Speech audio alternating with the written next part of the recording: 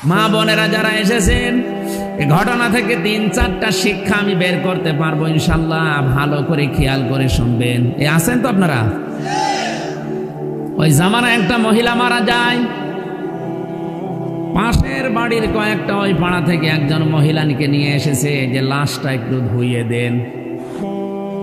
একজন মেয়ে লোককে ধোয়ানোর জন্য আর একজন মেয়ে লোক লাগবে না।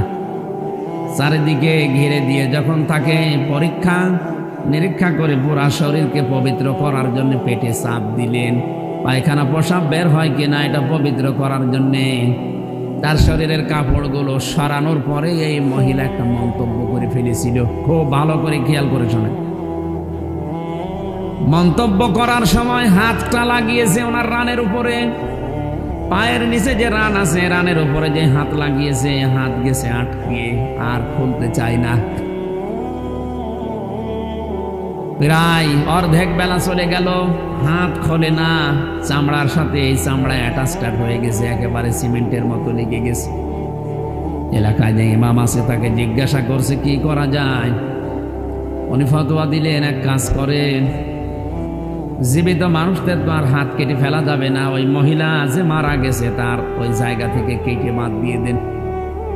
কিন্তু যার বউ মারা গেছে ওই স্বামী বলছে না, আমি এটা হতে দেব না। আমার বউ ভালো মানুষ ছিল, আমার বউ নেককার মহিলা ছিল, তাকে আমি এই কাজ, তার শরীর এখন মারা গেছে, শরীরের চামড়া আমি কাটতে দেব না, দরকার হয় আপনি এই মহিলার হাত কেটে ফেলেন। এই মহিলার স্বামী রাজি নাকি? আমরা ওই পাড়া থেকে আসলাম উপকার করার জন্যে, আমাদের কোনো লাভ ছিল না। আপনার বউ তো মারাই গেছে, ধোয়ানোর জন্য তো লোক লাগে, দাফন কাফনের জন্য আমরা এসেছিলাম প্রতিবেশী হিসাবে সাহায্য করার জন্য। এসে একটা বিপদে পড়ে গেছে, আর আমার জীবিত বউকে তাজাবর হাত কেটে নেবেন আপনি, আমি জীবনও হতে দেব না। আমার বউ অনেক ভালো, নেককার। মা বোনেরা যারা এসেছেন, এই ঘটনা থেকে ৩-৪টা শিক্ষা আমি বের করতে পারবো ইনশাল্লাহ। ভালো করে খেয়াল করে শুনবেন। আছেন তো আপনারা? এতটুকু পর্যন্ত শেষ না। জেলার ইমাম, রাজধানীর ইমাম যারা আছে তাদেরকেও ডাক দেওয়া হয়েছে, বড় বড় আলেম এসেছে, বলছে না কোন সমাধান আমরা পাচ্ছি না। ওই দেশের প্রধান বিচারপতি তখন ছিলেন মদিনার ইমাম মালিক রহমতুল্লাহ আলাইহি, জগৎ বিখ্যাত আলেম তিনি। তাকে ডাক দেওয়া হয়ে গেল, আপনি আসেন, সমাধান তো করা যাচ্ছে না, সারাদিন কেটে যাচ্ছে, এই মহিলার তো এখন পোশাক পায়খানার প্রয়োজন, খাবার দাবারের প্রয়োজন, কি করা যায়? উনি বললেন ঠিক আছে, ব্যবস্থা করো, একটা ময়দানে আমি আসতেছি। মেয়েদেরকে আলাদা পর্দার ভেতরে দিয়ে পর্দার আলে দাঁড়িয়ে ইমাম মালিক রহমতুল্লাহ আলাইহি ডাক দিলেন মহিলাকে, এই মহিলা এদিকে তাকাও, ভালো করে লক্ষ্য করো, আমি ইমাম মালিক বলছি, এদেশের প্রধান বিচারপতি, চিফ জাস্টিস। মুসলমানদের ঈমান কেমন হওয়া দরকার, প্রধান বিচারপতির যোগ্যতা কি কি হওয়া দরকার, এই ঘটনার ভেতরে আপনি পাবেন।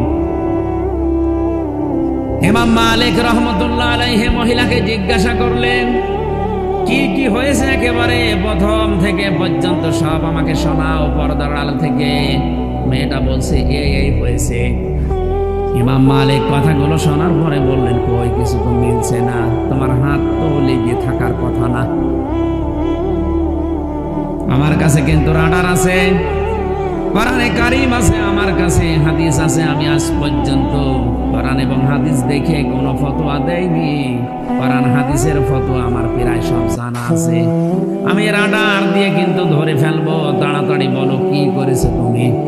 মেয়েটা তো ভয় পেয়ে গেছে, কথা বলতে আর নারাজ, রাজি না, বলছেন যা বলেছি এতটুকুই।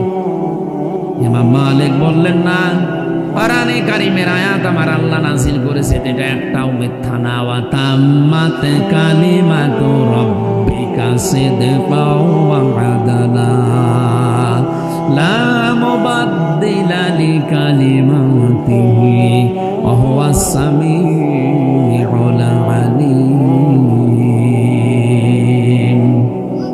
সূরা নামের 115 নম্বর আয়াতটা তিনি বললেন। ইমাম মালিক ডাক দিয়ে বলে, আল্লাহর বান্দি, কোরআনে কারীমে আল্লাহ যে আয়াতগুলো দিয়েছেন এটাকে 2-3টা জিনিস দিয়ে পরিপূর্ণ। 1 নম্বরে আল্লাহ যত কথা